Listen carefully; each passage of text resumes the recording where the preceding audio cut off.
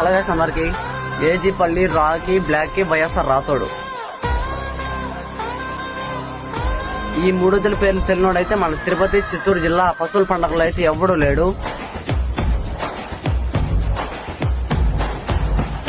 ఈ మూడొద్దులు ఇంతవరకు పట్టినోడు లేడు. అటువంటి ఆనవాళ్ళు అయితే ఇంతవరకు లేవు.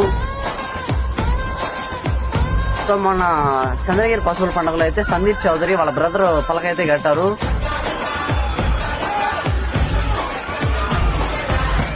ఇంకా తెలిసిందే కదా, చంద్రగిరి పశువుల పండుగలో అయితే పండుగ మొత్తాన్ని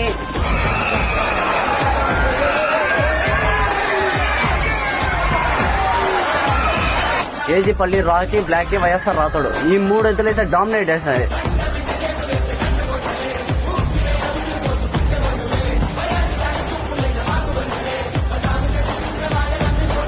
సో పర్ఫార్మెన్స్ అయితే నెక్స్ట్ లెవెల్లో ఉందని చెప్పుకోవచ్చు.